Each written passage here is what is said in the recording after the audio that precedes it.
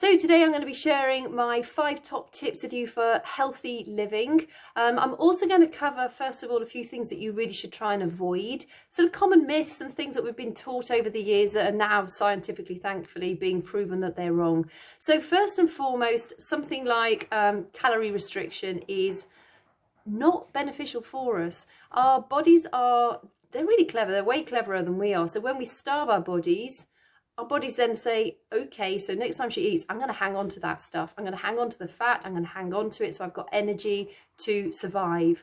That's why often when you follow a calorie controlled diet, yeah, of course, if we're restricting calories, you're going to thin down. But it's not a healthy way to do it, specifically for long-term weight management goals. So, for instance, you know, if you're pretty much starving yourself, limiting your calories to such a degree, you're actually going to be spiking the amount of cortisol in your body, which makes the body hang on to belly fat. The reason that happens is around our belly, we have 4 times the amount of cortisol receptors.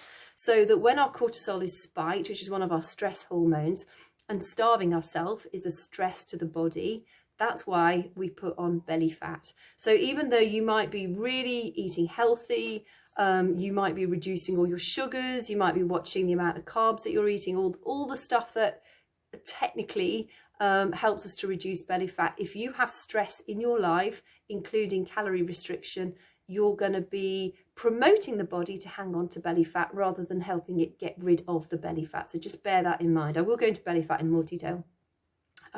Secondly, no pain, no gain. I'm sort of speaking specifically to the middle age group, and particularly a lot of menopausal ladies. As we get older, you will find that what's worked for you in the past might not work for you in the future. Again, it's related to cortisol, one of our stress hormones. And let me just add that cortisol in the body, when it's working effectively, is incredibly beneficial for us. It's anti-inflammatory. But because our lives, we tend to have so much cortisol, we're under stress in so many different aspects of our lives, we constantly have too much of it in our bodies. And so by doing like the heavy duty cardio, the sort of really long workouts that have you panting and huffing and puffing and seeing stars and feeling like you're about to vomit, those are not going to be any good for you any longer. You need shorter, sharper, intentional type workouts that will get you your results. You'll be pleased to know that the workout will be a lot shorter, it'll be a lot more effective, and it will also help keep the belly fat off or reduce your belly fat. So that's another thing to consider. Water is another one. People say you should just drink like 6 or 8 glasses of water. Well, how big is a glass for a start? And drinking too much water is negative for us, and not drinking enough water is bad for us. So we'll go over that when I sort of go into my healthier options. Replacing vegetable oils with saturated fats. We've sort of, I think we've sort of been told over the years that vegetable oils are better for us. They're not. They're actually inflammatory. We want to be looking at healthy saturated fats like grass-fed butter, coconut oil, avocado oil, that sort of thing. That is a beneficial oil for us. So now I'm actually going to move into the tips that I want to share with you. First and foremost is stress. If we can manage our stress, everything for our life is benefited. Your cortisol, your belly fat for a start, because of the cortisol receptors. So stress from anywhere, whether it's a bad boss, a bad relationship, eating the wrong kind of food, not sleeping enough, not drinking enough water, drinking too much alcohol, taking drugs, that sort of thing, that all creates stress in our bodies. Calorie restriction too. And also on that note, you know, like these calorie counting diets, a donut generally has less calories in it than an avocado does. I use this example a lot because I think it just highlights how wrong calorie counting is. So on those diets where you count your calories, you can eat the donut, but the donut is going to set off chemical reactions in your body. Your insulin's going to be spiked. All sorts of horrible things are going to happen in your body because a donut's full of a load of rubbish. Whereas an avocado is full of really healthy fats and vitamins and minerals and fibre. And so although it's got a higher amount of calories, it's incredibly beneficial for you. So, you know, calorie counting per se, it has no benefit for us. It just leads to more stress in the body. body's really clever. It will hang on to, if it thinks you're restricting it, it's going to hang on to food when you give it back to it. So, you know, that's why you get these yo-yos of sort of people they restrict their calories, they manage to lose the weight, but then they start to eat normally again because the body has to eat, and then they put on the previous weight, and then they often put on even more weight. That is down to calorie restriction. We have to eat, we have to use food and drink as fuel for the body. When you crowd out the bad with the good health will come naturally, and you'll find that all the other things that I'm going to mention now will fall into place. So, you know, your sleep will improve when you eat healthily. You'll have more energy to work out and exercise. Your bones will be stronger. Your skin will be better. You know, just by replacing the bad food with the good food is incredibly important, and healthy fats form a really important part of that. They're vital for our nervous system, for our brain function, for how our skin looks. Healthy fats are definitely something you want to incorporate probably more of into your diet. I mean, for instance, my diet, I eat a lot of healthy fats. I normally have at least half an avocado every day. I have a lot of nuts every day. I cook with coconut oil. I eat almond butter. I eat butter, not by the spoonful, but, you know, I use grass-fed butter in my cooking a lot. Healthy fats are incredibly important for us. And then also, so onto the sort of the stress side of things, just going back to that first and foremost, because when we manage our stress, like I said, everything falls into place. But particularly, as well as your immune system, belly fat will reduce when you can manage your stress. So, you know, sometimes it's about dissociating yourself with toxic people, or learning to create better boundaries around people that don't really have your best interests at heart. You might need to take action and get rid of some of those folk, but toxic people can have a terribly negative impact on your sleep, your skin, what you eat, and belly fat, so and mental health, of course. So leading that on to prioritizing your sleep, I think it's so easy for us all to you know, watch another episode at night time, or you've eaten your dinner and all of a sudden you sort of relax and you're comfortable and you think, oh yeah, I'll just watch a bit more, or I'll listen to a bit more, or I'll talk for a bit longer. And actually, you know, when you think about our cave ancestors, before electricity was invented, the sun would set and dusk would fall, and the body was naturally getting those indicators that it was time to go to sleep. Now our lights are on all the time. We have the news, we have the films, we have the songs, we have the phone, we have the social media, and it's so tempting to stay engaged with those various things. But if you can, you know, allow yourself to prioritize your sleep, it will make a massive difference, not only for your mental health and for the physical sort of healing that goes on at night time. It also helps to control our eating hormones. So when we sleep badly, it upsets the amount of satiety hormones that we create. So it means that the hormones that help you recognize that you're hungry are a bit skewy, and the hormones that help you recognize that you're filled up are a bit skewy. So when we sleep well, those get aligned. So, you know, if you had like a bad night's sleep and you want to reach for the biscuits or the cakes or the sandwiches, you know, the brain knows that's quick energy, it's fast energy, but that stuff also spikes our insulin hormone, which is our fat storing hormone. It also increases the cortisol in our body because it's nutritional stress. It's not very good for us. And when our cortisol is spiked, it also again spikes our insulin. So it kind of has this negative sort of never-ending bad circle thing, whirlpool, you know, it basically doesn't get any better. So when you can focus on sleeping really well, it's going to set you up for success the next day. But it also helps flush the brain and the thoughts, and I mean, it really does underpin everything. And I think it gives you that little invisible barrier to toxic people. When you've slept well, you feel more resilient.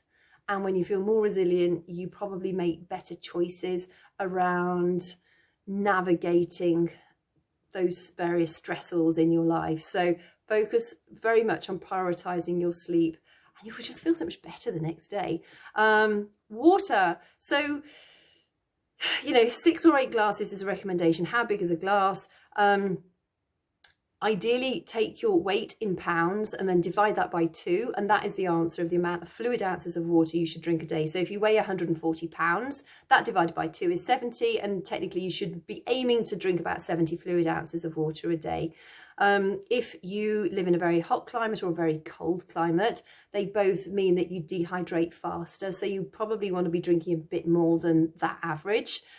Also, if you're menopausal and you're having a lot of hot flushes or flashes, or you've got a very strenuous job, again, you're going to be needing to be drinking more. A great indication is the colour of your pee. So if it's pale straw coloured, you know you're drinking the right amount. If it's darker, you need to up the amount of water you're drinking. And if it's too pale, then you want to back off a bit. And also just remember that some medications can colour your the colour of your pee. Also, if you've eaten things like asparagus or beetroot, that can turn asparagus can turn it quite yellow, beetroot can turn it pinky colour. So don't sort of think, oh my God, it's pink. It could well be dietary. So just be aware of things that you may have eaten in the last sort of 24 hours. It does come through and colour your pee as well. So if you're using the colour of it as an indicator. Also, I think it's really important that you eat. You know, it is about crowding out the bad with the good, but you want to make sure you're eating a good range of colours. So like if you can eat the colours of the rainbow, for instance, darker fruits and vegetables are harder to come by, but they are out there. So aubergines, courgettes, I know it's dark green. There's a lot of green leafy vegetables out there, but they're also really, really good for you. But also try and eat things like the blueberries, darker berries, dark cherries, that sort of thing.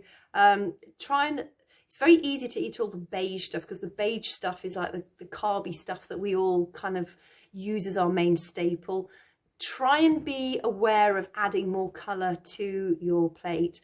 Green leafy vegetables, cruciferous vegetables are incredibly important for us, particularly if you're menopausal.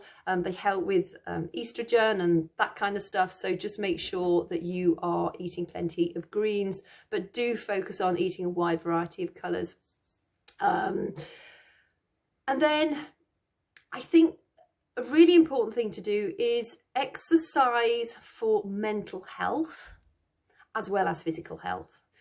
I think it's really easy to see pictures of people looking muscular and slim and athletic and think that you have to exercise to look like that. As far as I'm concerned, that's a side product. It's a side benefit of it. I exercise for my mental health. I exercise for energy. It gives me way more energy than if I don't exercise. Even if I don't feel like it in the morning, I know that by doing half an hour of exercise, it's going to transform how I feel. It lifts my mood. It does give you feel-good hormones. It helps you gobble up stress hormones. So it's great at helping you manage cortisol, which is going to have a beneficial impact on your belly fat as well. It will also help you sleep better. But again, as we get into the menopause, those really long cardio sessions, the really strenuous sessions where, you know, you feel like vomiting or you feel like passing out, you have to change it up these days. You have to include small amounts of cardio are good, but not to such a degree that they spike the heart rate too fast. You also want to incorporate some strength training, because as we go through the menopause, our muscles atrophy. Well, as we get older, for anyone, whether they're male or female, in actual fact, our muscles atrophy and our bone density reduces. But specifically for women who are menopausal, it happens a lot faster. So, you know, if you're not working your muscles, they're gonna vanish, basically, particularly around the bum and the thigh muscles. Those muscles tend to atrophy quicker, which is why a lot of menopausal women, they'll have skinny legs, no bum, and then they're apple shaped around their middle. That's partly due to the fact that they're not doing the exercise they need to do, or they're not exercising. Belly fat pushing the cortisol is putting the fat around the belly, and they're not working out in order to maintain healthy muscle tone. Hence they get very skinny legs and no gluteal bum muscles. So you really need to be focusing on workouts which are not too long, but really effective in touching all those areas that you need. So the weight training, the short, intense moments. If you want any help getting started with those, I have a plentiful supply of those sorts of workouts. I can point you in the right direction of those.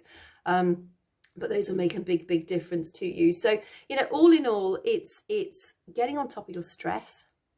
It's prioritizing your sleep, drinking the right amount of water, exercising for mental health and the energy that it gives you, and also crowding out the bad with the good. In that is also includes reduce your sugars, or even get rid of artificial sugars, get rid of added sugars. We don't need them. There's so many sugars in the fruits and vegetables that we eat naturally. You know, it's so hard to buy packaged goods that haven't got sugars in them. You'll also find that if you're eating low fat stuff, often it's been it's got added sugars in it to make it more palatable, because fat makes things more palatable. So just be really aware of the labels. I don't really want to go into food labels in any detail here, but look at the ratio of where it says carbohydrates on the food label, of which sugars. Make sure that those grams aren't really higher than, well, I would say 4 grams. I think most normal people would probably say 9 grams, and probably even more. But to keep it healthy, and the most important thing is you want high fiber. So, you know, maybe 4 or 5 grams of sugar and maybe 9 or 10 grams of fiber if you're able to. And if what you're looking at doesn't achieve that, stick it back on the shelf. You know, packaged foods, even when they're marketed as healthy or natural, they have so many other bits added into them because they're packaged. You know, if you can shop from the fruit and vegetable aisle and the meat counter or the fish counter and make your own sauces, you are going to be so much healthier than people who buy the so-called healthy packaged stuff, like, you know, the tomato passata stuff for lasagnas and you know, various pasta dishes. If you read stuff on the back, they really, I promise you, they're not healthy. They might be healthier than other stuff, but they're still not healthy. So if, you know, if optimal health is something you want to achieve, just get really good at buying like bunches of tomatoes, or tin tomatoes even, and making your own. You know, have a look for marinara recipes. Be really careful of things like salad dressing. They're laced with the stuff that you really don't want to be eating. Soups, normally very high in sugar. Ketchup can be very high in sugar. Baked beans can even be really high in sugar. Go for the low sugar variety if you like eating those sorts of things. The great thing with baked beans is they're very high in fiber. So if you can get the reduced sugar, reduced salt baked beans, they're pretty good for you because you've also got that high fiber. But what would be even better would be for you to have your own beans and make your own tomato sauce. I appreciate not everybody's got time or the desire to fiddle around like that. So if you're able to go for the sort of the reduced sugar version of those, I suggest you do. But get good at reading food labels. It's you want the carbohydrates of which sugars in grams compared to the fiber in grams. And if the fiber's higher than the sugars, brilliant, you're onto a winner.